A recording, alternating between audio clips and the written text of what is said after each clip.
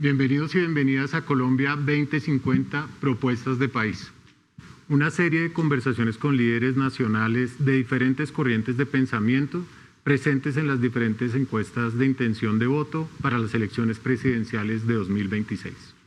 Nuestra invitada de hoy es Vicky Dávila. Vicky es periodista con más de 25 años de trayectoria en medios nacionales, reconocida además por sus investigaciones periodísticas. Fue directora de la revista Semana, ha conducido noticieros radiales y televisivos, presentadora de noticias y hoy es precandidata a la presidencia de la República. Bienvenida, Vicky. Muchísimas gracias por la invitación. Se pone uno un poco nervioso al ver a todos estos jóvenes, pero aquí estoy para hablar con mucha sinceridad, con mucha claridad y mucha franqueza. Bueno, nos gusta iniciar estas conversaciones conociendo más a la persona detrás del liderazgo político. Usted ha estado siempre vinculada a la vida pública, pero más desde el periodismo. Durante décadas investigó, cuestionó y denunció el poder y hoy quiere ejercerlo.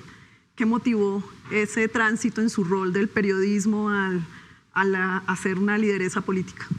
Mire, lo primero es decirles con toda la franqueza, yo hice 33 años de periodismo, 33. Era mi sueño, era lo que yo quería hacer desde que tenía más o menos 12 años de edad. Pude lograr ese sueño, a pesar de las dificultades, de haber nacido en un pueblo, de haber nacido en una familia muy sencilla. A pesar de todo eso, de no tener un apellido, de no tener un padrino, una madrina, a pesar de todo eso, pude hacerme periodista. A pesar de haberlo logrado, un día empecé a sentir, y muy especialmente, les confieso en este gobierno, nosotros hicimos como equipo periodístico unas denuncias muy graves sobre este gobierno. Los petrovideos, 10 días antes de la segunda vuelta, las denuncias de Day Vázquez, que tienen a Nicolás Petro, hijo del presidente, en juicio por lavado de activos y enriquecimiento ilícito, la confesión de Nicolás, una entrevista que también yo le pude hacer a Nicolás en la cual él también confesó y se autoincriminó y salpicó a su papá y demás, las conversaciones de Benedetti y muchas cosas más, la niñera, y la respuesta es angustia física. Yo dije, el país está en juego la libertad, el orden, la institucionalidad, la democracia, y si yo puedo hacer algo más, lo voy a hacer. Y yo les digo con franqueza, el día que yo tomé la decisión de irme de Semana, lo hice por amor a Colombia. Yo no necesitaba, ni necesito hacer nada distinto a lo que hacía, solo por amor a Colombia. Bueno, y esa experiencia en el periodismo y todas estas denuncias, algunos las valoran mucho, pero también cuestionan que no se complementen de pronto con experiencia en el sector público, en la gestión pública, en la administración de recursos públicos. ¿Qué decirles a las personas que están preocupadas por eso? Que no sé si quieren repetir la receta. No podemos seguir repitiendo la receta. Tenemos que cambiar de verdad. Y yo no tengo experiencia en el sector público, eso es cierto, pero para mí ese es un plus. Porque lo que estamos viendo hoy en la política, hay unas excepciones, hay gente buena, pero también es un sistema podrido y manchado. Y yo no tengo nada de eso, no tengo nada de esa mancha. Yo no soy una corrupta, vivo orgullosa de la transparencia de mi carrera, de lo que he trabajado, todo me lo he logrado con esfuerzo, nadie me ha regalado nada, vengo de muy abajo y eso me da orgullo y he podido lograr los objetivos. Entonces, yo digo que si queremos cambiar el país, necesitamos que haya un cambio en la dirigencia, que haya un cambio en el sistema político. Yo soy una persona de manos limpias, totalmente limpias. Eso no puedo decirlo de lo que significa el sistema político. Repito, habiendo gente buena. Entonces no me parece que sea un problema. Yo sé armar grupos, sé rodearme de los mejores. Nunca he sido torcida, nunca me voy a torcer, no robo, nunca voy a robar. Y esas son garantías que no tienen precio. Yo como ciudadana quisiera un dirigente con las manos limpias, decente, que sea capaz de cumplir objetivos, que no sea ladrón, que no deje robar, que se siente con la justicia y arregle los problemas de la justicia, que se siente con el sector de la salud y arregle los problemas de la salud, que haya oportunidades, que entienda que la educación es fundamental para una sociedad, que no esté pagando favores. Yo no tengo un jefe político, no tengo un partido, no tengo un aval, no estoy buscando un aval. Voy a la calle y en la calle, sobre la gente, los hombros de la gente, es que yo quiero crecer en este que yo le llamo como un proyecto ciudadano, un sueño, ¿no? Pero yo no estoy aquí para hacer una carrera política y enquistarme en el poder, nada de eso. El presidente Petro me llama experiodista. Y no, uno nunca deja de ser lo que es. Y yo siempre seré, mi personalidad es la de una periodista que siempre ha luchado por la verdad y contra la corrupción y contra los criminales. Y eso es lo que yo creo que podría llegar a ser si el país me da esta oportunidad. Como usted lo menciona, desde muy joven ha sido una figura visible, ha ejercido opinión sobre temas delicados, controversiales. ¿Qué ha aprendido del país al estar tan cerca a información privilegiada y a tantas voces de poder? ¿Cómo hago para no decirlo tan fuerte? Pero que estamos viviendo en medio de una porquería. Sí, eso. El poder, muchachos, es una forma de servir. Eso es lo que debería ser. Una forma de servir a los demás.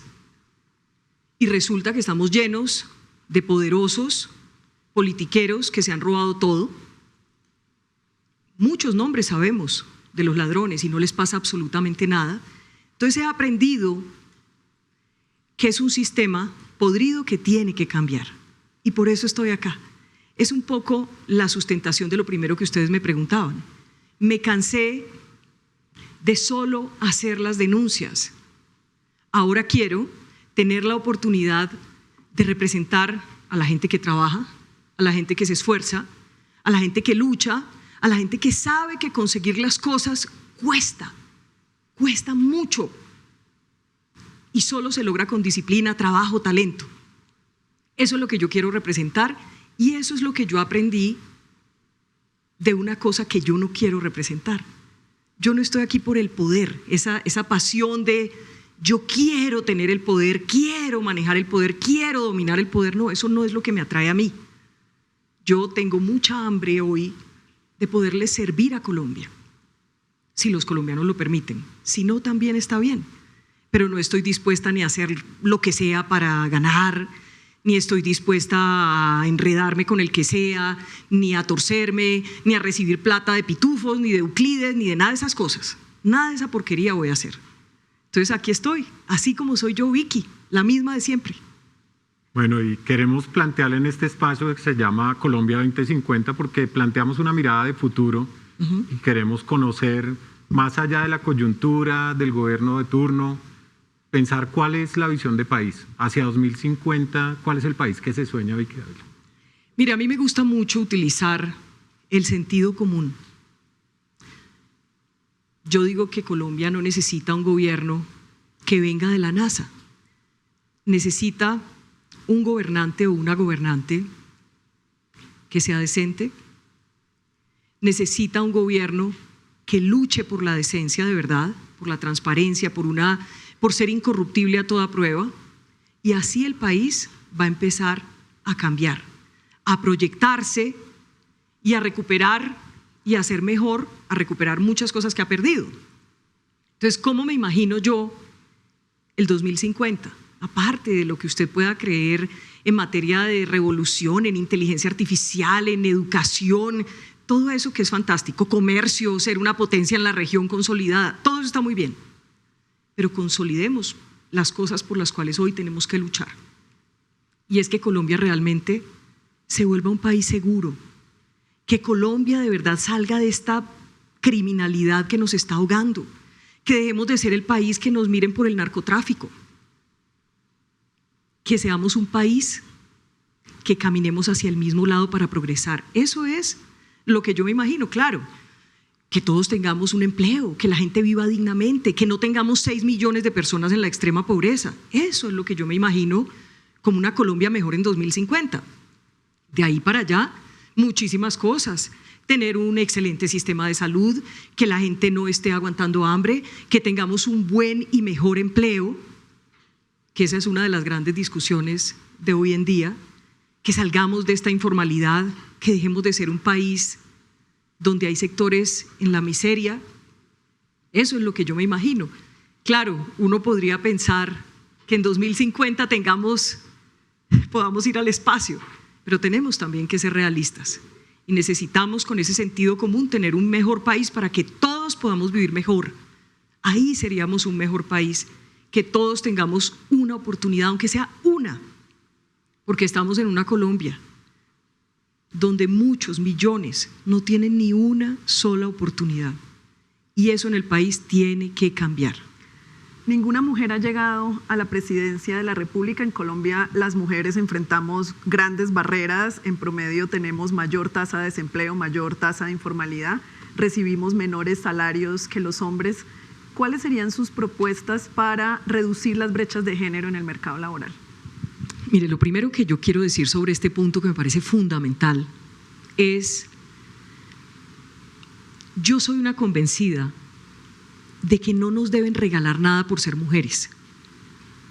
No, lo que tenemos es que tener igualdad de oportunidades y cuando nos den una oportunidad es porque somos las más berracas, porque somos las más capaces, las más trabajadoras.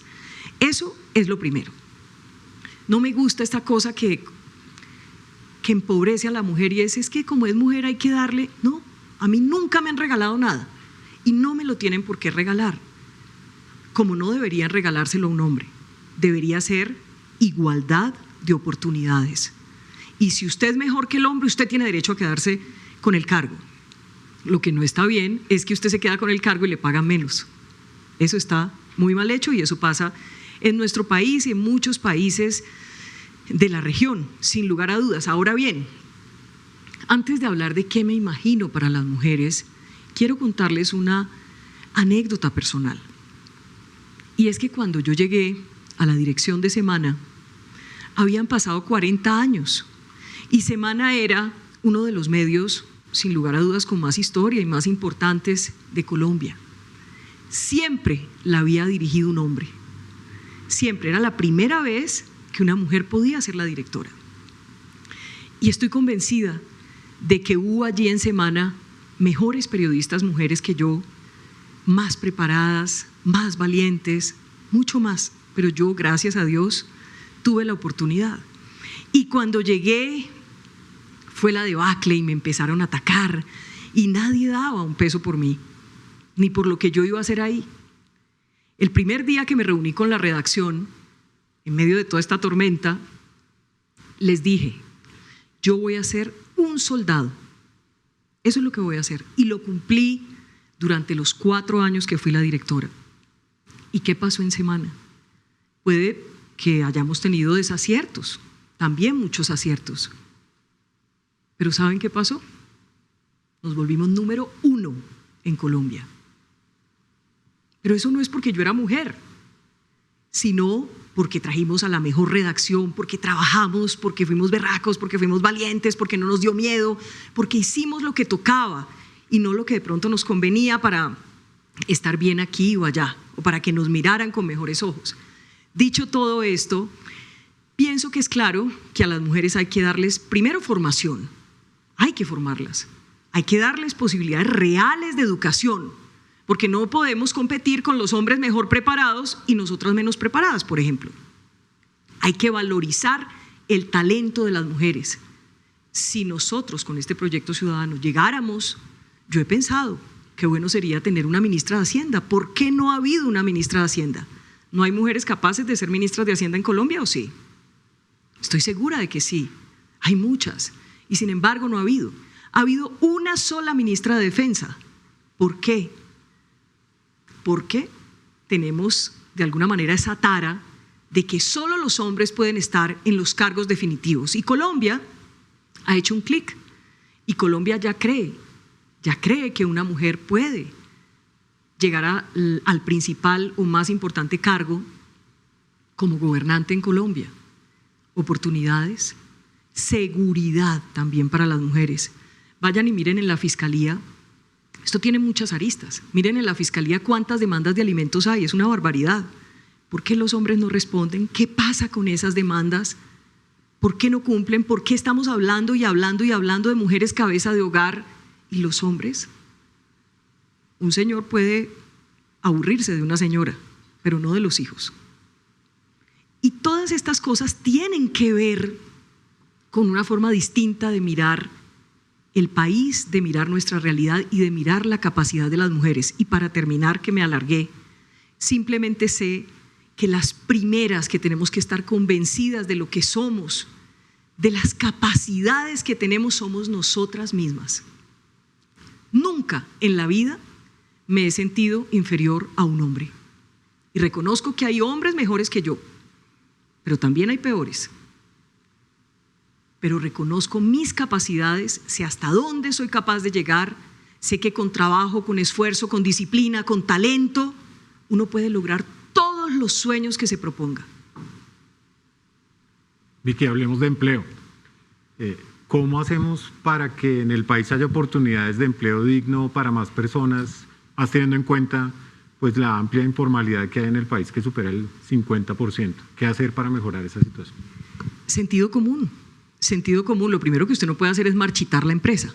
Usted tiene que trabajar con los empresarios, tiene que sentarse, hacer equipo con los empresarios, armar un plan con los empresarios que son los que al final generan el empleo. Nosotros no podemos seguir con un gasto público disparado donde la burocracia es la que está jalonando prácticamente, o uno de los mayores jalonadores del crecimiento mediocre que tenemos en el país, que es del 1.7%, por lo menos el año pasado, y el año antepasado fue todavía peor. Entonces tenemos que trabajar en esos planes con el empresariado, tiene que haber incentivos para quienes creen más y mejor empleo, sin lugar a dudas, pero también tenemos que entender que tenemos que fortalecer los oficios y eso me parece que va a ser clave. Mire, casi que a uno le enseñan desde chiquito que uno tiene que ser o ingeniero o abogado, casi nunca periodista. A mí nunca me decían que tenía que llegar a ser periodista. Casi que era subversivo en la casa decir que uno quería ser periodista. Pero tenemos que entender que hoy hay inteligencia artificial y que hay otros oficios, por ejemplo, que usted puede, se necesitan enfermeros. ¿Quién lo va a creer? Pero sí se necesitan. Estamos en déficit de enfermeros, pero muchos quieren ser médicos. No está mal querer ser médico, pero también tenemos que fortalecer esos otros oficios. Alguien me decía ayer, el oficio del plomero debería ser uno de los mejores pagos del mundo. Y tiene razón, de tal suerte que cuando a usted se le dañe se requiera un plomero, la tubería o la cañería, como la quieran llamar, usted debería llamar a ese plomero y poderle pagar excelentemente bien y que esté regido por la ley. Entonces hay que cambiar un poco la mentalidad, entender también que el ser técnico no es malo, el ser técnico es bueno. Hay países como Alemania donde ser técnico te pagan prácticamente igual a ser un profesional, no hay esa discriminación. El que es técnico sabe puntualmente hacer algo y eso lo podemos promover en Colombia. Dicho esto, trabajar mucho con los jóvenes. A mí me importa mucho el tema del primer empleo para los muchachos. Yo trabajé toda la universidad. El primer año trabajé gratis como periodista y no era todavía una periodista graduada.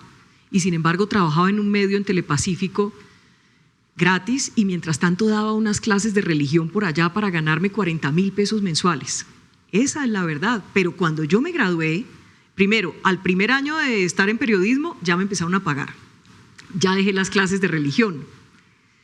Y cuando cumplí mis 5 años de universidad, pues yo tenía una ventaja inmensa, inmensa sobre muchos de mis compañeros, porque tenía la formación académica y por el otro lado la formación en la vida real. Entonces sí habría que trabajar mucho con eso y volver a fortalecer. Cuando yo era chiquita también valía mucho ser normalista, por ejemplo, salir del colegio sabiendo algo que le sirviera para el sustento. Esto pues requiere una reforma educativa, requiere muchas cosas, un gran esfuerzo nacional, pero el clic se puede hacer y se puede trabajar inmensamente en poder formalizar el empleo. de muchas maneras. Solo se necesita voluntad y trabajar con los empresarios y acabar con un montón de burocracia que lo que hace es gastarse la plata pública. Ya que usted menciona el tema de educación, hablemos de educación. En Colombia tiene una tasa de cobertura de educación superior baja si nos comparamos con el promedio de la OCDE, incluso con países de la región. ¿Cómo hacer para que haya mayor acceso de jóvenes, sobre todo de jóvenes con barreras económicas, a la educación superior, y cuál cree que debería ser el rol del ICETEX? Ese es el gran secreto de un futuro para este país, y es que los muchachos tengan la oportunidad de estudiar, de prepararse. No nos podemos equivocar, hay muchas otras cosas que también son importantes, pero el tema de la educación es lo que nos va a permitir competir en la región, ser los mejores de la región, estar en los mejores niveles en la región. A mí me parece que en este tema de las campañas, pues lo que acaba de ocurrir es más que claro, y es que en la campaña este gobierno les promete a los muchachos que va a condonarles las deudas del ICETEX. ¿Aquí alguien estudia con ICETEX? Tú me vas a entender lo que yo te estoy diciendo. Ahí sí me tocó pararme. Me vas a entender lo que yo te estoy diciendo, porque es clarísimo que si tú no tuvieras esa oportunidad del ICETEX, no podrías estar acá. Es tu gran oportunidad para salir adelante en la vida. Lo que ocurrió en la anterior campaña es que les dijeron, les vamos a condonar las deudas, pero no lo hicieron. Y no solo eso, marchitaron el ICETEX, disminuyeron la cantidad de créditos, acabaron con los subsidios a las tasas de interés, y eso, de verdad que a todas las universidades que he ido, he tenido la oportunidad de preguntarles a los muchachos. Y los muchachos, es muy triste porque le cuentan a uno las conversaciones con sus papás, conversaciones de tal vez no puedo seguir estudiando. Y están los papás que hacen ese esfuerzo inmenso, grandísimo, para sigue adelante, hacemos lo que sea. Si tú hoy te quedas sin esa ayuda del ICETEX, ¿puedes seguir en la universidad? No puedes seguir. Entonces, eso responde con sentido común lo que se necesita: más y más créditos, más y más becas, más y más oportunidades, que los mejores también tengan grandes incentivos para seguirse formando y seguir progresando en materia educativa. Y ese primer trabajo, ojalá se les quede hoy aquí en la cabeza esta idea, y es que necesitamos que los muchachos puedan acceder al primer trabajo. Los jóvenes salen y claro, es un súper profesional, se graduó con honores, pero no tiene experiencia. Tiene una práctica que en teoría sirve para el requisito de la universidad, pero a veces o difícilmente o generalmente no sirve como experiencia. Necesitamos que los muchachos puedan tener ese primer empleo. Yo tengo 2 hermanos chiquitos, los 2 son psicólogos, y a los dos se llevan 2 años entre ellos. Y cuando salieron de la universidad, ¿saben cuánto se tardaron en conseguirse un primer empleo? 2 años. Y mandaban hojas de vida, iban a entrevistas, y eso deprime, eso pone triste. ¿Para qué estudiaste tanto tiempo si no te dan una oportunidad rápida de empleo? Entonces, quisiera hacer mucho énfasis en eso. Mucha oportunidad de estudiar, muchas becas, muchos créditos y primer empleo para los muchachos. Hablemos de organización territorial y descentralización, porque además está en curso una discusión acerca de las competencias que deberían tener los municipios y departamentos en el país, ya que se aprobó recientemente una reforma al Sistema General de Participaciones. Eso nos lleva a pensar en cómo deberían ser los municipios y departamentos del futuro de Colombia. ¿Cómo se los imagina? Mire, lo primero que me imagino es un gobierno central trabajando con los departamentos y los municipios. Lo que estamos viendo ahora es dramático. Un gobierno central desinteresado completamente por las regiones, donde no hay dirigentes que estén apegados a ese proyecto político del gobierno central. Eso es lo primero que no debe suceder. Un presidente o una presidente debe gobernar para todos, en realidad para todos. Hay unas cosas transversales que necesita el país. Entonces vamos al recorte del gasto público, a que hay que bajar los impuestos, que hay que recuperar la seguridad, la fuerza pública, recuperar el sistema de salud, oportunidades para todos, más educación, más becas. Todo eso es transversal. Pero cuando usted va a cada región, yo llevo 33 años recorriendo Colombia y estoy volviéndola a recorrer ahora con otra mirada, ¿verdad? Y yo me quedo sorprendida que en cada región hay unas necesidades específicas. Entonces tienes desde aquí lo más grave es la inseguridad ciudadana, pero en el otro lado es el tema de la minería, en el otro lado son los grupos criminales y alrededor de todo eso también una industria que podría ser floreciente si tuviera una ayuda nacional y no la tiene, si tuviera la mirada nacional y no la tiene. Entonces eso yo creo que es lo primero que puede impulsar las regiones. Por lo demás, lo de la independencia, pues eso no lo decide un gobierno solamente. Hay que dar una discusión democrática sobre el tema porque hay que ver qué pasa con las regiones más pobres y es si esas regiones son independientes, ¿cómo van a subsistir? Hay que volverlas sostenibles, hay que tener innovación, hay que tener tecnología, hay que tener un montón de cosas que algunas regiones hoy no tienen. Entonces es una discusión que está en ciernes, no es que tenga nada contra la independencia, especialmente económica de las regiones, pero no podemos tampoco dejar desprotegidas otras regiones que de verdad necesitan de la ayuda de un gobierno central y del presupuesto de toda la nación. Hablemos ahora del sector salud. El sistema de salud está en crisis financiera y de confianza por parte de los ciudadanos. El sistema tiene una deuda de más de 20 billones con hospitales, clínicas y además las quejas de los pacientes que no reciben sus medicamentos, sus tratamientos en la supersalud pues han crecido de manera significativa. ¿Qué políticas propone para mantener la cobertura, hacer un sistema de salud sostenible y mejorar la calidad en la atención? Tal vez cuando uno es tan joven como ustedes, le puede costar más tener sensibilidad en torno a lo que significa perder el sistema de salud. Pero estoy segura de que ustedes en sus casas ya han escuchado lo que eso puede significar en la abuelita, en el papá, en la mamá, en el tío, en los más grandes en la casa. Y lo que tenemos hoy, aparte de esa deuda billonaria que cada vez se va volviendo como impagable, es un sistema que, hay que reconocerlo, traía problemas, sí. ¿Tenía corrupción desde antes? Sí. ¿Este gobierno acabó con la corrupción en el sistema de salud? No. De hecho, hay altos funcionarios de este gobierno señalados hoy por estar supuestamente robándose la plata de la salud y no les pasa absolutamente nada. Entonces, ¿qué hicieron en este gobierno? Llevaron a un colapso. No es que en algunas EPS no robaran, sí robaban, o en algunas IPS también. Incluso pacientes han defraudado al sistema y agentes del Estado y politiqueros que han hecho sus campañas a costillas de la plata de la salud o que sencillamente están millonarios. ¿Qué es lo que yo veo y en lo que estamos trabajando? Con un equipo de expertos en el tema. Pongámosle sentido común, responsabilidad. La salud, el sistema de salud no se puede manejar tras una ideología.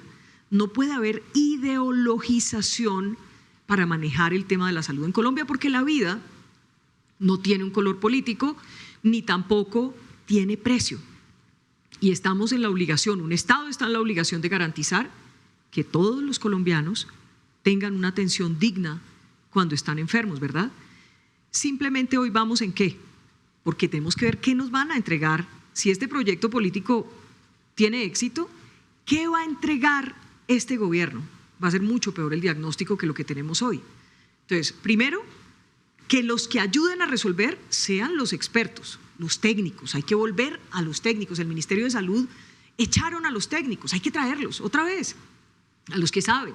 Los médicos, todo el personal médico, los pacientes, todos tienen que participar y claro que tiene que ser un sistema mixto donde haya unas empresas prósperas pero no ladronas. Esa es una realidad, hay que tener unos controles reales y enfrentarnos a que no podemos seguir con un sistema de las EPS, si son ladronas entonces no importa que estén ahí pero que nos atiendan, no, eso se tiene que acabar. Y ponerle al asunto sentido común y tratar de sacar adelante, obviamente, reconstruir sobre lo destruido, porque han destruido un sistema que necesitaba mayor cobertura y mejor atención en el Chocó, en Amazonas, en La Guajira, pero que ahora tiene esos problemas también en Bogotá, también en Pereira, también en Medellín. Y acabo con una anécdota muy pequeña. Esto es algo que le interesa desde el más humilde hasta el más adinerado, que haya un buen sistema de salud. Porque usted puede tener mucha plata, le da un infarto, no lo reciben, no lo atienden urgentemente y se muere, igual que el que es de estrato 1. Esa es la realidad. ¿Cuál es la diferencia? Que el de estrato alto puede por lo menos hoy comprar las medicinas, a menos de que ya esté agotada y no la estén trayendo, ¿verdad? Los estratos más desfavorecidos no tienen cómo. Yo fui a la Universidad de Manizales. Cuando salí, iba en el carro y de pronto oí un grito. Vicky, Vicky, Vicky. Miré, era una mujer, abrí la puerta del carro y ella se me lanzó de verdad llorando. Venía de Supía, Caldas, en una moto. Y lo único que ella quería era que yo le oyera su historia, porque ella sabía que yo pues no podía solucionarle inmediatamente el problema más allá de visibilizarlo, para ver qué lográbamos solucionar. Y ella me contó que llevaban 6 meses sin darle las medicinas a sus papás, la mamá con un Alzheimer y su papá con 1000 problemas cardíacos y de todo tipo. Y ella, una usuaria o sus papás usuarios de la nueva EPS, me decía, hace 6 meses no nos pasaba eso. Hasta hace 6 meses nos daban la droga. O sea que todo sí lo empeoraron, todo fue intencional y creo que tenemos que tener también eso muy claro. Apoderarse de la salud de los colombianos es una forma de dominarlos, como apoderarse de las pensiones, como apoderarse de la energía. Todo eso hace parte de un plan, es deliberado. Por eso es que la izquierda en toda la región actúa de la misma manera. Por eso necesitan dominación y eso es lo que aquí en Colombia también están buscando. Que usted señala permanentemente prácticas corruptas, dice que tiene las manos limpias, a diferencia, digamos, de la clase política tradicional, pero le toca jugar con las mismas reglas de juego en la campaña. Una vez superada esa fase, hipotéticamente, ¿cómo modificar el sistema electoral para transformar esas prácticas indeseables? Sabes que es algo en lo que he pensado mucho, porque hay mucha hipocresía en las normas electorales. Entonces, ahorita estamos dizque en precampaña, todo el mundo hace cositas y entonces no hay campaña. Hay que destapar las cartas, hay que mirar hasta dónde Colombia necesita destapar las cartas y acabar con la hipocresía. Porque, por ejemplo, este tema de la financiación, ¿qué ha pasado? Nosotros ya tuvimos un presidente elegido con plata del cartel de Cali y gobernó 4 años, no se fue, Ernesto Samper. Tuvimos un presidente que se reeligió con plata de la multinacional de los sobornos, que es Odebrecht, y es Juan Manuel Santos. Y eso ocurrió, no lo digo yo, lo dice la Fiscalía, lo dicen las pruebas, yo como periodista lo investigué. En esa campaña, no solo Santos, la campaña de Santos recibió plata de Odebrecht, también recibió Oscar Iván Zuluaga, que cuando como periodista lo entrevistaba en la campaña del 2022, decía, el que recibió fue Santos, yo soy honesto, Mentira, también estaba untado de esa porquería. Y hoy tenemos un gobierno seriamente cuestionado, también como periodista trabajé en esos temas, y recibió plata según su hijo, según Nicolás Petro, por debajo de la mesa. No 1 millón, ni 5 millones, ni 10 millones. Muchos millones, miles de millones de pesos. Entonces tenemos que acabar primeramente con la hipocresía, entender cómo funcionan los sistemas electorales y destapar las cartas. Yo creo que si empezáramos por ahí y dejáramos esa hipocresía en los partidos y los políticos y demás, tendríamos un sistema electoral más limpio, sin lugar a dudas. No quiero terminar sin decirle que tenemos que cuidar las elecciones. Aquí nos pueden salir mañana, así como ayer, el presidente de la República se pasó por encima una decisión judicial. ¿A ustedes les parece eso grave o no? Muy grave. se saltó una decisión, un fallo judicial, y simplemente le cambió el nombre al programa ese que hizo y dijo que era una locución cuando todos sabemos que no era, con el mismo mecanismo del Consejo de Ministros, con tal de burlarse de la ley. Aquí tenemos que cuidar las elecciones porque mañana nos salen con el cuento de que no hay elecciones o porque está muy alterado el orden público o porque hay una carestía económica inmensa, porque no hay garantías. Ojo muchachos, porque eso en Colombia nos puede pasar y no lo podemos permitir porque estaríamos entregando nuestra democracia, nuestra libertad, el orden y la institucionalidad. Y podemos pensar distinto, pero lo que no nos puede pasar es que perdamos eso que nos ha costado años de años. El desarrollo y la economía del país dependen también de la relación con los socios comerciales, con otros países, con los vecinos. ¿Cuáles deberían ser los principios que rigen la política exterior de Colombia y cuál debería ser la postura de Colombia frente a gobiernos como por ejemplo el del presidente Trump? Me voy a detener ahí. Uno puede tener diferencias con el presidente Donald Trump. Creo que aquí muchos tenemos algunas diferencias. Sin embargo, yo creo que Colombia no puede abandonar su relación bipartidista e histórica con los Estados Unidos. Ha sido nuestro principal socio, ha sido nuestro principal aliado y de este atolladero no creo que podamos salir si no tenemos de alguna manera una ayuda del gobierno de los Estados Unidos. Los necesitamos para la lucha antinarcóticos, para recuperar la fuerza pública, para recuperar la inteligencia, para reentrenar a nuestros hombres de la fuerza pública, que hoy tienen un desafío inmenso. La Defensoría del Pueblo dice que los grupos criminales ya están en más del 70% de los municipios de Colombia y mucho me temo que el diagnóstico va a ser peor el 7 de agosto del 2026. Entonces vamos a necesitar mucha ayuda y no es peleando a las 3 de la mañana con Donald Trump que vamos a solucionar nuestros problemas. Suficientes problemas tenemos nosotros para ponernos a pelear con Estados Unidos. Eso no puede pasar. Tenemos que velar por tener buenas relaciones con los países, especialmente las democracias, cómo no, y entender que nos tenemos que preocupar por el nuestro que tiene tantos problemas. Recuperemos el comercio, busquemos mejores mercados, busquemos mejores negocios, empoderemos a nuestras empresas, a nuestros empresarios, a nuestros exportadores. Eso es lo que tenemos que hacer. Pero ¿qué ganamos peleando con Trump? Cerrarnos un mercado inmenso y unas puertas inmensas que pueden servir para los colombianos, para todos. Estamos a puertas de que nos desertifiquen y si eso pasa va a ser muy grave. Bueno, y si miramos al vecindario, ¿cuál debería ser la posición? Igualmente pragmática o cómo tener una mirada respecto específicamente al caso venezolano que tiene pues profundamente dividida la región y que además ha generado pues un impacto grandísimo en términos migratorios. Ahí cuál debería Ahí ser sí me la da posición? urticaria. Porque yo creo que uno, si es demócrata, uno no puede aceptar un dictador. No lo puede aceptar. No. Ese señor es un dictador y se robó las elecciones, ¿sí o no? Sí. El que ganó las elecciones fue otro y él se las robó y se quedó en el poder y ha sometido a su pueblo y los tiene sufriendo y aguantando hambre y sometidos y en la cárcel. Eso, uno no puede ser cómplice de eso. Ahora bien, yo creo que la frontera no se puede cerrar.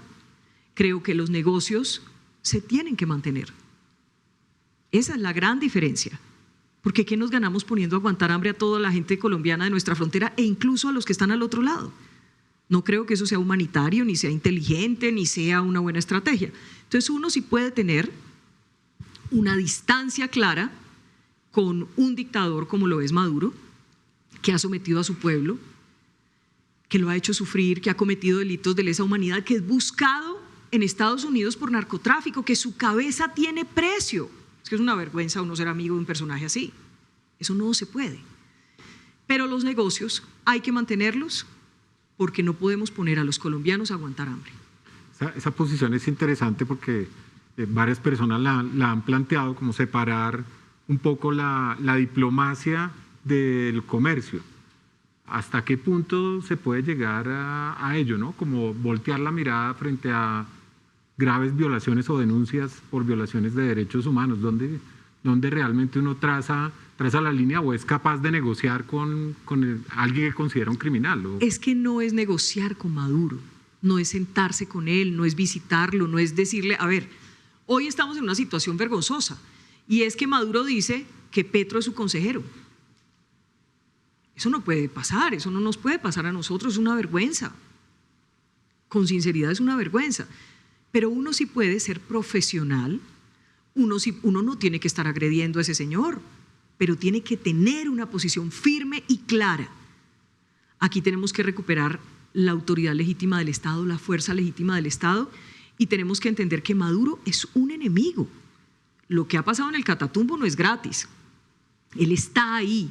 Él es el jefe del ELN, realmente, y nos hace muchísimo daño. Y todo lo que hay detrás son negocios de narcotráfico y de poder del territorio. Entonces, con él no podríamos sentarnos a negociar, ni ir a visitarlo en visita de Estado, ni mandar… Bueno, en este gobierno han mandado hasta la primera dama. Eso es incomprensible, inaceptable y a mi juicio deleznable. Uno sí puede separar siendo decente y siendo mesurado, pero siendo firme. Vicky, volvamos a la dinámica electoral. ¿Con qué personas o qué partidos estaría dispuesta a hacer alianzas políticas de cara al 2026? ¿Me deja hacer una dinámica con los muchachos? Por supuesto. Bueno, entonces, ahí sí me paro y me bajo. Párense, por favor. Párense. Listo. Siéntense. Pero vuélvanse a parar. Párense. Ayúdenme, ya les explico por qué. Y siéntense. Listo. Hasta ahí los voy a dejar. Cuando ustedes ya van en la segunda parada, usted dice, estoy mamado. Pues así estamos en Colombia. Entonces yo les pregunto, ¿están mamados o no? ¿Sí o no? Pero no los oigo, ¿sí o no? Eso. Me empezaron a ayudar. Gracias.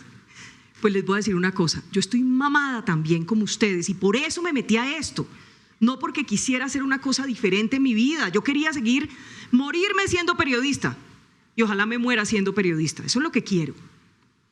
Pero hoy estoy aquí para servirle a Colombia y como estamos mamados y como somos ciudadanos que estamos mamados, pues hoy estamos con los ciudadanos, porque ustedes creen, uno en la calle le dicen, únanse, por favor, únanse. Pero cuando uno empieza a investigar, quieren que uno se una con los decentes, no con los torcidos, no con los corruptos, no con los politiqueros, y ahí la lista se va haciendo más chiquita. Entonces, ¿hay que unirse o no hay que unirse? ¿Sí? Me dañaron la dinámica. Creo que solamente uno se puede unir en un momento dado. Hoy voy sola con los ciudadanos. En esa carrera es que estoy, escuchando, oyendo, entendiendo qué es lo que necesita la gente, qué quieren. La gente no está pensando en izquierda, en derecha, en petrismo, en antipetrismo, en uribismo, en antiuribismo.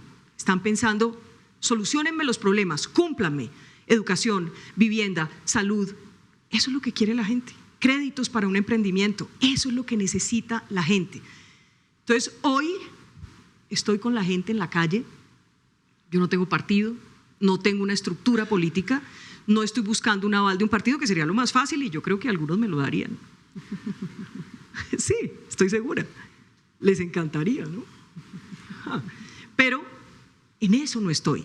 Vamos a ver qué va pasando más adelante, pero yo les confieso hoy que más allá de cualquier cosa, yo no tengo un interés personal. Yo quiero que Colombia salga adelante, que se libere, que no quede presa de este proyecto político destructivo. Eso es lo que más deseo y por eso estoy aquí. Vamos a ver qué va pasando más adelante. Pero cuando uno hace esta dinámica, le dicen, no se una con corruptos, no se una con los partidos, siga sola, vamos los ciudadanos, vamos a ver qué va pasando. Vamos a ver cómo va evolucionando este tema. ¿Les gustó la dinámica? No mucho, ¿no? En esa dinámica electoral, pues uno de los temas que más preocupa, y usted siendo periodista pues lo conoce también muy bien, es el tema de la desinformación y la polarización.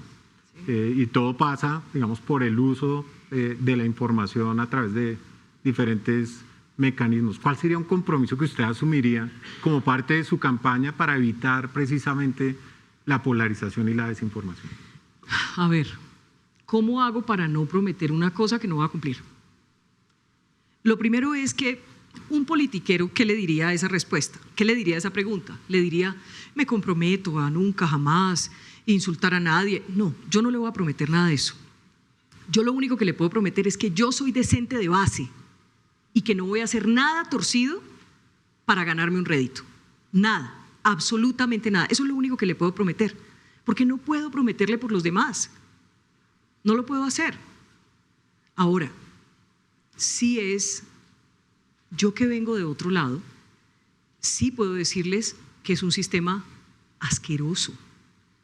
Gente buena hay, pero el sistema es asqueroso, lleno de mentiras, intereses, plata por todos lados, es impresionante. Campañas de desprestigio, las bodegas. A mí me da hasta risa cuando veo peleando unas bodegas contra otras y a sus líderes echándose agua sucia el uno al otro, pero si son víctimas de su propio invento, de alguna manera. Hay bodegas, hay gente paga a sueldo. Ayer me di cuenta, por ejemplo, que están expandiendo en todas las redes unos formatos como si fuera el periódico El Tiempo en digital, y dicen cosas como, por ejemplo, que yo estoy estafando a la gente porque yo estoy diciendo cómo volverse millonario en 3 minutos. Y es mentira, pero ¿cuántos no habrá pensando que yo he hecho eso? O por ejemplo, otra, dice que me demandó el Banco de la República. Sí, y yo digo, miércoles, ¿qué hace uno? Porque es como un leviatán, ¿no? Esa vaina de las redes es una berraquera, pero a la vez es un monstruo. Y yo pues puse mi trinito con solo 8 millones de seguidores nomás. ¿Y qué más puedo hacer? ¿Hacer lo mismo? ¿Contratar un montón de gente para que entonces le haga eso al que me lo está haciendo a mí? Es una decisión de decencia, y por eso yo sí te puedo decir que yo me comprometo con seguir siendo decente, lo que he sido siempre. Vamos a iniciar ahora escuchando las preguntas de algunos estudiantes y profesores. La primera pregunta la hace Jairo Rendón, director del Observatorio Financiero Rural. Prende el micrófono, por favor. Primero un par de segundos. ¿Ya? Sí. Sí, perfecto. Vicky, usted ha planteado la intención de reducir el gasto público. Recientemente, pues, algunos gobernantes se eligieron con esa promesa y han generado cambios abruptos en sus países. Muchas personas están preocupadas de qué puede pasar acá. En ese contexto, ¿cómo su gobierno plantea atacar problemas como el riesgo del cambio climático o la inseguridad en el campo, problemas que incrementan las tasas de interés, incrementan el costo de los seguros, reducen la inversión, todo esto sin incrementar la carga fiscal o sin reducir los recursos limitados a los cuales hoy en día acceden los productores? Me parece muy importante esa pregunta. No te muevas de ahí, que te quiero hacer una contrapregunta y ya te contesto eso. Y es, ¿tú en tu casa te gastas más de lo que te ganas? No. Exacto. Entonces, gracias. Empiezo por ahí. Es que no podemos seguir en ese camino. El déficit, la deuda, nos hace inviables. Perdemos la calificación, somos una economía que está en declive y estamos en serios problemas. Entonces, sí o sí nos va a tocar apretarnos el cinturón. Cuando uno se da cuenta, ¿ya vieron hoy las preguntas de la consulta populista? ¿Sí? En esas preguntas dicen un montón de cosas, que las empresas tienen que formalizar a los trabajadores, todo eso, ¿qué es lo que deseamos? Todas las preguntas están chequeadas, sí. Eso es lo que queremos todos, pero este es el momento para hacerlo. Las empresas están en esa capacidad. El Banco de la República dijo que perderíamos 500.000 empleos si eso se hace. Pero el gobierno no empieza por el mismo gobierno, y es en los ministerios. El 96% de la contratación es por contrato. Es increíble. ¿Por qué no empiezan a normalizar a la gente, a legalizarla? Porque saben que esa burocracia es una mina de oro, porque la utilizan políticamente, porque la utilizan para una campaña hacia el 26. Entonces no hay que tenerle miedo a gastar mejor la plata, a ahorrar, a entender que si nosotros apretamos el cinturón, vamos a poder invertir en lo social mucho más, sin lugar a dudas, y vamos a hacer una economía más próspera. Eso no puede ser solo. Y quiero complementarlo con lo que nosotros hemos propuesto y en lo que estamos trabajando, que hemos llamado el 10-10-10. ¿Tú has oído hablar del 10-10-10?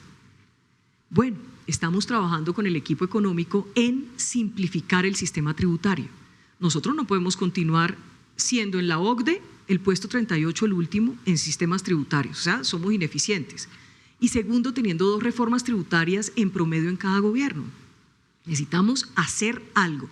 Y hemos pensado que podemos empezar la discusión hablando de hasta un 10% de impuesto a la renta a las empresas, hasta un 10% de impuesto de renta a las personas y un IVA que se vuelva un impuesto al consumo de hasta el 10%, donde se acaban las exenciones y tal vez hay unos incentivos, no se aumenta la base gravable y no se les pone impuesto a los alimentos que hoy no lo tienen. Si nosotros lográramos eso, el equipo económico me dice, mire, podemos lograr hasta un 135% más de recaudo. Ojalá pudiéramos empezar esa discusión y llegar a un punto de equilibrio, de consenso, en donde sí se puede hacer una transformación. Paraguay lo ha hecho y otros países lo han hecho de manera exitosa. Estonia está muy lejos, pero Paraguay es el más cercano que tenemos como ejemplo. Entonces te diría que esto requiere de una conciencia, partiendo del sentido común.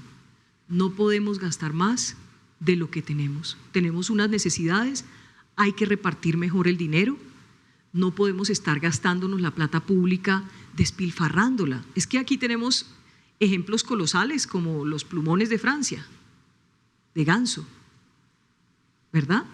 O la gasolina de avión, el combustible de avión, de helicóptero, también para ir y venir a la casa de descanso. O sea, no, hay que racionalizar la plata de los colombianos. No se puede gastar más así. No se la pueden gastar más así y eso es urgente hacerlo. Ahí nos va a alcanzar la plata para el campo, para más seguridad, para hacer muchas cosas más, sin lugar a dudas. Pero si no recortamos, ¿de dónde vamos a sacar? Vamos a tener un déficit peor cada día, una deuda peor cada día, nos volvemos inviables económicamente, perdemos la calificación, no tenemos con qué pagar la deuda y ahora nos quieren cobrar los impuestos del 26 adelantados. Una estrategia muy evidente de que quieren gastarse la plata en campaña. Gracias. Gracias. Bueno, muchas gracias a Jairo. Ahora vamos a escuchar la pregunta de Braulio Rodríguez, director del Consultorio Contable. Muchas gracias, Vicky. Muy buenas tardes para todos. Hablando precisamente de Colombia 2050 y de esa propuesta del país, hay una población muy particular que es la economía silver. ¿Qué propones para poder apoyar esa economía silver y alrededor la economía del cuidado de esta población? ¿Qué propuestas habría en tu gobierno para que esta población siga siendo productiva y no se convierta de pronto en una carga para el Estado? Mire, cada tema en particular, estamos a un año de las elecciones, cada tema en particular se está trabajando. No te puedo decir hoy, y te lo digo con sinceridad porque me gusta hablar con la claridad que deben tener estos temas, y es la economía silver en particular. No te puedo decir, vamos a hacer un incentivo. No, hoy no te lo puedo decir. Lo estamos estudiando y lo estamos trabajando. Lo que sí te puedo decir es que los diferentes sectores, si hay un gobierno o si hay un candidato o una candidata que de verdad se siente a hablar con los diferentes sectores, va a ir encontrando cada propuesta con una lógica, con un sentido común, no por inventarse cosas. A veces los gobernantes lo que hacen es creer que se las saben todas y hacen unas propuestas de gobierno que son gordísimas, importantísimas, elaboradísimas, y al final llegan al gobierno y no las cumplen. El otro día me pasó, y te lo quiero contar con toda la honestidad del caso. Llegué a un lugar donde íbamos a hablar de créditos blandos, de economía, de microempresas, de MIPYMES y esto, y alguien se paró entre el público y me dijo, ¿qué va a hacer con los niños autistas? ¿Cuál es su propuesta? Y yo también con toda franqueza le dije, déjeme su número y vamos a empezar a ver qué podemos hacer. Entonces, lo que te podría decir hoy es que muchos sectores tienen que tener una respuesta, eso es verdad. Hay que meterle a esto mucho sentido común, y no estoy con las puertas cerradas a que no podemos escuchar, a que no hay que mirar. No, lo vamos a estudiar y, profe, déjeme su teléfono. Sí, eso te iba a decir, ya todito número. Muchísimas gracias. Por lo menos ya quedamos conectados. Sí, porque ¿sabe una cosa, profe? Un politiquero le sale con un discurso el berraco aquí. ¿Para qué me pongo a hacer eso? Más bien usted, que tiene esa preocupación, le agradezco inmensamente que usted me pueda dar luces sobre ese tema. Y si usted me permite un segundito, deme algunas de una vez para que los muchachos no se queden así. Por favor. Bueno, este es un tema bien interesante. Todos sabemos que el nivel de natalidad, muchos de acá seguramente estos jóvenes, su futuro no es tener familia. Sí, van a un centro comercial, se sientan ustedes. Antiguamente, hace 10 años, yo me sentaba y veía la pareja, un niño pequeño, 2 niños. Hoy en día es una pareja con su gatico y su perro. ¿Qué va a pasar con estas personas que se pensionan a los 57, a los 62 años, que son productivos? ¿Sí? Y siguen siendo productivos. Desde el gobierno debe haber una política pública, primero para seguirlos capacitando. Y tiene que haber una economía de la salud para ellos y del cuidado para ellos. Hay gente que no se pensiona, pero son productivos. Tienen en su mente hacer negocios. El gobierno debería estar muy preocupado al respecto. La natalidad, las universidades somos víctimas hoy en día de que no hay estudiantes, pero no es de Colombia, es del mundo. Entonces, en el 2050 se podrán imaginar que todos ustedes van a estar como yo. ¿Sí? Así, como dirían en mi pueblo, pelo de burra, así, todo bien canosito, son silver. Y yo creo que sí, los candidatos deben tener muy claro que en su gobierno va a tener una población que ya no van a ser los jóvenes, sino que van a estar silver. Y ahí van a tener un potencial, porque a veces no se miran de la misma manera. Usted ya se pensionó, nos vamos a la finca a cuidar unos palitos de café que tenemos y dejamos de ser productivos. Y yo creo que hay un potencial, no solamente para el país, para el mundo, en esas personas que se pensionan. Las mujeres se pensionan a los 57 años y son totalmente brillantes, productivas, y a veces donde más tienen ese potencial para ofrecer al país. Esa era la pregunta. Y usted me hace reflexionar sobre algo que es importante, y es que en los países más avanzados nunca las canas son un problema. Uno va a Estados Unidos, por ejemplo, y usted encuentra en los almacenes señoras de 60, 65 años, súper activas, que están atendiendo en el lugar, que atienden la caja, y nadie desprecia al viejo. Eso es muy… Aquí lo hemos incapacitado, porque aquí de entrada les decimos los viejos tal cosa, las viejas tal cosa, y creo que das en un punto, profe, muy importante, y es que es cierto, una mujer a los 57 años hoy en día es muy joven, uno podría decir que tiene mucha vida por delante, ¿verdad? Entonces sí es cierto, y me parece muy buena esa inquietud. Tal vez eso tenga que ir acompañado de flexibilizar el pensamiento, profe, porque una persona sí puede ser que tenga interés en trabajar medio tiempo, en seguir trabajando medio tiempo. Entonces, tener esa oportunidad de abrir la mente para que esas personas puedan seguir siendo productivas, pero te agradezco inmensamente. Yo aquí ya tomo nota. Claro que sí. Y nos vamos a cruzar el teléfono. Gracias, profe. Gracias, Braulio. Escuchemos ahora a Juliana Suárez, quien es practicante del Instituto de Derechos Humanos y Construcción de Paz. Bueno, buenas tardes, Vicky, del Instituto de Derechos Humanos y Construcción de Paz. ¿Sí se escucha? Por supuesto, queremos hacer una pregunta, un tema muy fundamental, que es la paz. Y es teniendo en consideración este contexto de recrudecimiento de la violencia en regiones pues en conflicto, como lo es el Catatumbo y Chocó, así como la diversificación y fortalecimiento de diversos grupos armados. ¿Cuál sería tu aproximación para una política de construcción de paz que tenga en cuenta aspectos sobre todo como la implementación integral del acuerdo de paz con las FARC, la protección y la garantía de los derechos de las víctimas, así como las medidas de protección a los firmantes de paz? Mire, esa es una pregunta muy importante. Es muy importante porque ¿quién no quiere la paz? ¿Hay alguien aquí que pueda levantar la mano diciendo yo no quiero la paz? Nadie, ¿verdad? Todos queremos la paz. El problema es cómo. ¿Cómo queremos esa paz? Yo tengo que decirte que sobre el Acuerdo de La Habana, tengo ya casi 9 años después, o 9 años sí, de haberse firmado, tengo grandes reparos, porque lo que veo hoy es un montón de… No hablemos de las bases que muchos se han ido otra vez a la criminalidad, hablemos de los excomandantes, muchos con delitos de lesa humanidad.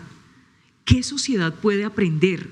¿Qué le queda a una sociedad, a una juventud que vea a unos excomandantes de un grupo criminal que sí, firmaron la paz, perfecto? ¿Pero qué pasó con sus delitos? ¿Pagaron? La respuesta es no. ¿Dijeron la verdad? Lamentablemente la respuesta también es no. ¿Y repararon a sus víctimas? No. Y aquí les aceptamos que es que eran muy pobres. Aquí les aceptamos eso. A mí no me parece eso ejemplar para una sociedad. Ahora, devolverse tal vez a mirar el Acuerdo de La Habana puede ser un poco estúpido, a mi juicio. Hoy los vemos en el Congreso ganándose 50 millones de pesos, haciendo leyes para ti, para todos, para nosotros, que nunca hemos cometido un delito. ¿Eso puede ser justo? ¿Eso es justicia?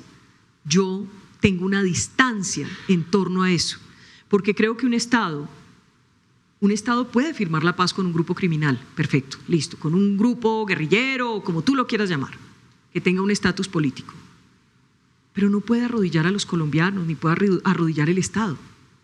Y lo que estamos viendo hoy con la paz total es eso. Entonces aquí nos va a tocar hacer, con los de La Habana pues ya eso está, ¿qué más vamos a hacer? Hay que terminar de cumplir, ¿cierto? Pero ellos deberían también tener una presión para cumplir y no han cumplido. Todavía estamos viendo las víctimas rodar de emisora en emisora, contando que cuando tenían 11 años las violaron, que se las llevaron, que las reclutaron, y siempre se pone en tela de juicio a la víctima y no al victimario, porque al victimario no se le puede decir nada, porque el victimario no es un delincuente, porque el victimario es que firmó la paz. ¿A cambio de qué? ¿De que lo mantengan? ¿De ganarse un sueldazo? ¿De que no pague ni un solo día de cárcel? Esas son las preguntas que nosotros nos deberíamos hacer de manera objetiva. Ahora bien, la paz total tampoco ha funcionado. Y yo sí creo, convencida, que todos los procesos de la paz total se deberían acabar el 7 de agosto del 2026, porque no han servido para absolutamente nada y no es estar en contra de la paz, no es ser guerrerista. ¿Sabes qué es? Es entender que la paz no se logra arrodillando al Estado ante los criminales. Los criminales son miles, pero los colombianos que cumplen la ley somos millones. Entonces aquí tenemos que darle un vuelco. Yo no estoy de acuerdo hoy como se está manejando la política de paz. Un montón de gente con delitos de lesa humanidad encima libres. Mancuso está libre y muchos más están libres. ¿Y qué? ¿De qué ha servido? ¿El ELN? ¿En qué está el ELN? Siguen actuando, siguen apoderándose del territorio, tienen a Jamundí secuestrado, al Cauca secuestrado, al Chocó secuestrado, al Catatumbo secuestrado, y yo podría seguir haciendo una lista inmensa. Necesitamos que el país esté libre, que los colombianos estén libres, y para eso necesitamos recuperar la fuerza pública, la moral del soldado, del policía, entender lo que significa que ellos den la vida por nosotros, que la expongan todos los días, volver a quererlos. El que cometa un delito, que pague. Pero la institucionalidad no tiene precio. Esa es mi posición, no sé si te gusta mucho, pero hay que llegar a la paz, pero no arrodillados ante los criminales. Eso es imperdonable. Bueno, muchas gracias a Julián. Ahora vamos a escuchar la pregunta de Arturo Hijuelos, estudiante del Semillero de Economía SUMAC Causay. Buenas tardes para todos, buenas tardes Vicky, ¿cómo estás? Es claro que has sido defensora de las propuestas como el IVA hasta el 10% en todos los productos y con base en eso queremos preguntarte cómo justificarías esta medida ante una población donde más del 50% se percibe pobre y qué alternativas propones para suplir el déficit fiscal sin que esto afecte o que la carga sea para las clases medias o bajas, que son las que realmente sostienen gran parte del consumo nacional en este momento? La respuesta, para no repetirme, porque creo que ya hablamos en la primera pregunta hablamos un poco de eso, simplemente recorte, es urgente, hay que acabar con algunos ministerios y algunas entidades o fusionar algunos ministerios. Para eso me gusta poner el ejemplo del Ministerio del Deporte. Tú sabes que en Estados Unidos no hay Ministerio del Deporte y son los que más medallas olímpicas obtienen. ¿Por qué nosotros necesitamos un Ministerio del Deporte? Tal vez no lo necesitamos. Necesitamos es una política sólida, no una burocracia, no 500 viendo cómo se gastan la plata del deporte, sino que a lo mejor necesitamos es que la plata le llegue al deportista, que le llegue al muchacho que está tratando de salir adelante entrenando el fútbol, que se alimenten bien, que tengan cómo pagar los entrenamientos, que cuando van a ir a los Olímpicos no les toque hacer rifas en el barrio, sino que realmente les llegue ese dinero. Te pongo este ejemplo para decirte que hay que entender que ese gasto, logrando una baja de los impuestos a través de una reforma, un cambio en el sistema tributario, sin lugar a dudas lo que tiene que hacer es que no puede golpear a los más pobres. El que tiene más tendrá que pagar más. Y por eso la palabra clave en lo que hemos llamado el 10-10-10, que no es un IVA del 10%, sino un impuesto al consumo, hasta del 10%. La palabra clave es hasta. Al fin y al cabo hoy, yo creo que los colombianos todos tenemos menos plata en el bolsillo, porque al final estamos pagando impuestos por todo y no nos damos ni cuenta. Y todas las clases sociales, de una u otra manera, tú puedes ser estrato 2, estrato 3, te vas a Zara a comprarte una camiseta y ahí ya estás pagando un impuesto, estás pagando un sobreprecio por ese producto. Y te compras un alimento, por ejemplo, todo este debate alrededor de la comida procesada, por ejemplo. ¿Tú crees realmente que la gente ha dejado de consumir el salchichón cervecero en las tiendas de barrio? No lo ha dejado de consumir, lo está pagando más caro. Esa es una dura realidad. Entonces uno tendría que mirar, y la preocupación tuya es válida, no podemos golpear a los más pobres, estamos de acuerdo. Por eso no se aumenta la base gravable, por eso no se les pone IVA a los productos de la canasta familiar que no lo tienen hoy. Eso sería como básicamente lo que yo te podría decir. Gracias, Vicky. Gracias, Arturo. Invito ahora a Juan Pablo Ardila, estudiante del Semillero de Representación Política, a hacer la siguiente pregunta. Muchas gracias. Buenas tardes a todos. Buenas tardes, Vicky. Teniendo en cuenta, digamos, lo que has revisado sobre tu trayectoria o tu, digamos que trayectoria como periodista y no como política, yo quería preguntar en relación con el Congreso. Entonces, ¿cómo planteas la relación con el legislativo en términos de obtener gobernabilidad en el próximo gobierno en un Congreso que está altamente fragmentado y sin recurrir, digamos, a mermelada u otras prácticas parecidas? Esa pregunta también es fundamental y me la hacen en todas partes. Y te tengo que decir lo siguiente, yo como creo tanto en la rectitud a toda prueba, no creo que se pueda seguir teniendo una relación corrupta y sucia con el Congreso de parte del Ejecutivo. No es solamente ahora, ha pasado en otros gobiernos. Ahora estamos viendo, por ejemplo, el escándalo de la UNGRD. Yo les cuento que yo pude hacer en primicia la primicia de la entrevista de Sneider Pinilla, por ejemplo, o de su jefe en su momento, y era impresionante oírles el relato, cómo activaron una máquina de corrupción para comprar los votos para que pasaran las reformas. Y los altos funcionarios del gobierno lo sabían, hoy están libres, hoy están tranquilos, no han pagado por nada, y eso es absurdo. Entonces, yo creo firmemente en que con la rectitud y con la decencia, tú sí puedes tener una relación productiva con el Congreso, siendo el Ejecutivo. No tiene que ser mediado por la corrupción.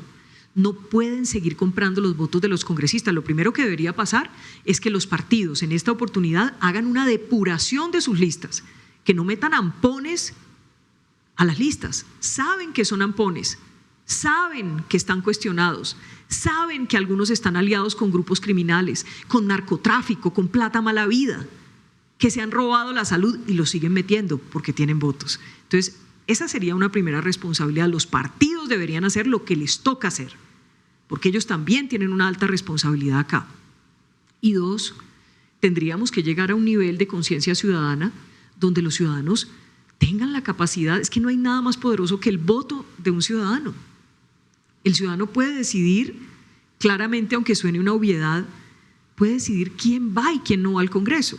Entonces creo firmemente en que alguien tiene que llegar a cambiar esa relación con el Congreso, no para destruir el Congreso, que tiene una representatividad, que es una institución que hay que respetarla, que hace parte de nuestra democracia, de nuestro Estado, pero lo que no puede suceder es que sigamos aceptando la corrupción en el Congreso, porque es que así funciona.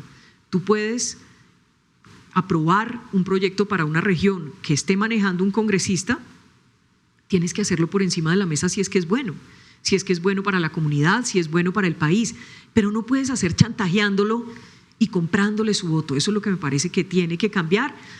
No sé si suena iluso, pero es para mí lo ideal y una relación óptima. No es acabar con la función del congresista que representa a una región, sino entender que esa es su función, pero usted no lo puede corromper, ni él lo puede corromper a usted. Eso tiene que cambiar.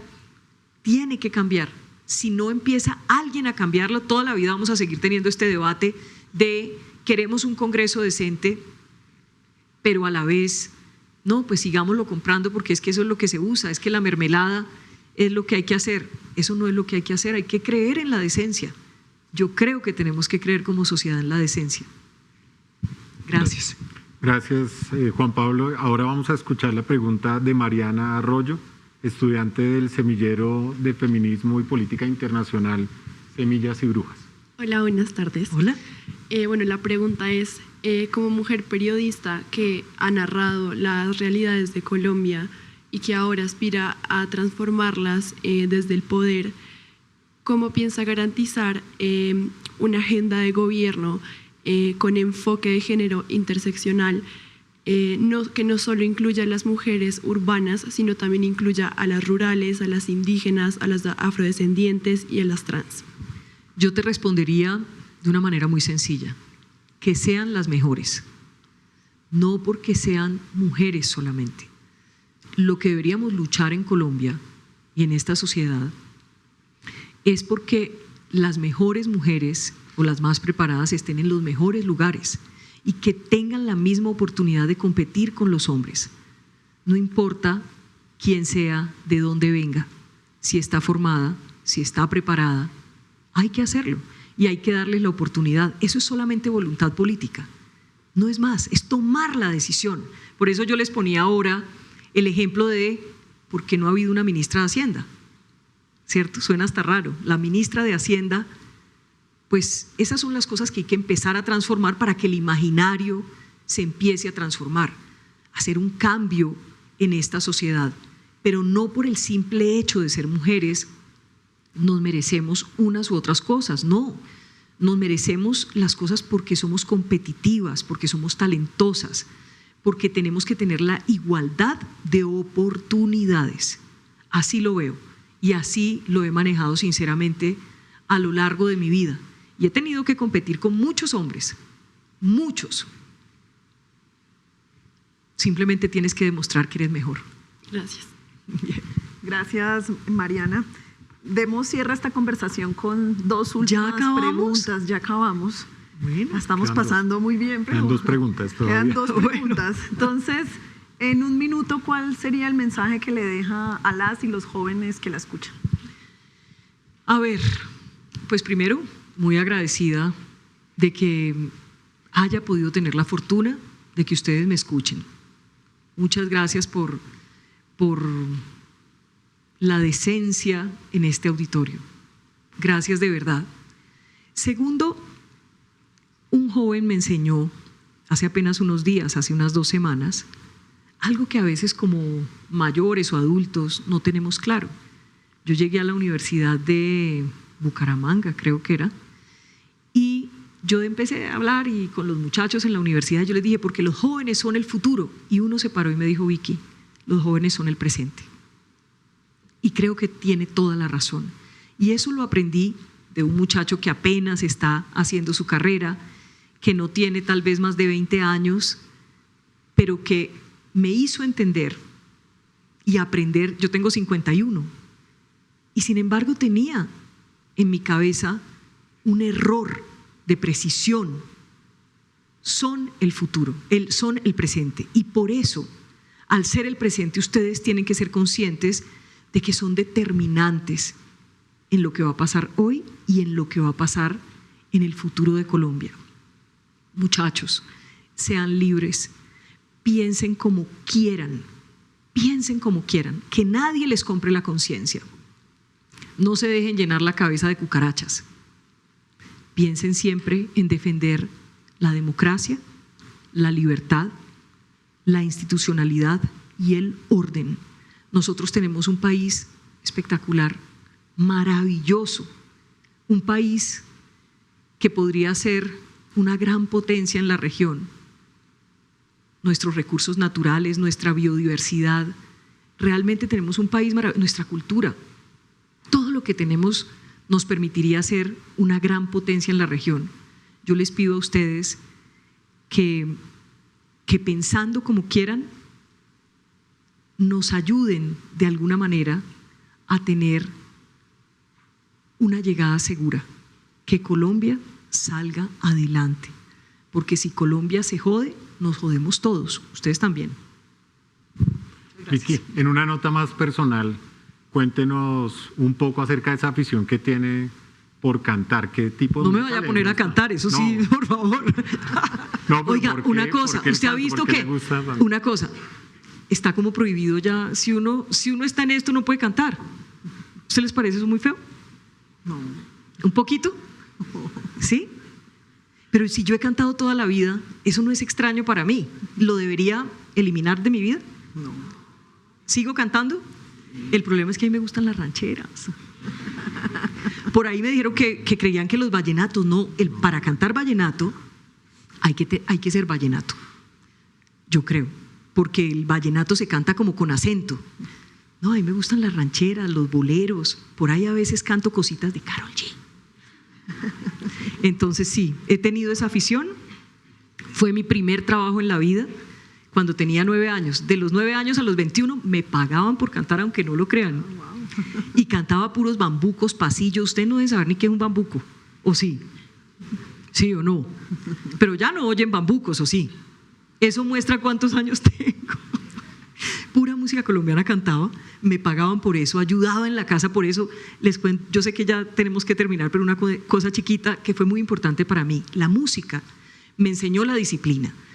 Fue el primer grado que yo tuve en mi vida, fue de gramática musical y solfeo. Estudié durante 3 años en la Casa de la Cultura de Buga y eso me tocaba jueves y martes sagrado y me tocaba ensayar y íbamos a presentaciones y yo me vestía como artista y todo. Tengo fotos, grabé un LP. ¿Ustedes saben qué es un LP? Un larga duración, ¿cierto? Un long play. Yo hasta eso hice. Canté con Elenita Vargas. ¿Alguien sabe aquí quién es Elenita Vargas? Bueno, no hay nadie más empoderado que Elenita Vargas, ¿o no? Que era capaz de decirles de todo a los tipos. Pues yo me crié con esa música, diciéndole: usted es un mal hombre, sin nombre, señor. Usted es un canalla que abandona sin razón. No, eso es una maravilla. Luego hacemos una fiesta y ahí sí puedo cantar. Vicky, muchas gracias por haber aceptado esta invitación, por compartir con nosotros sus propuestas y su visión del futuro del país. A ustedes gracias por participar de Colombia 2050, Propuestas de País. Bueno, que Dios les pague, muchachos. Muchísimas gracias. Y ahí sí, como en el canto,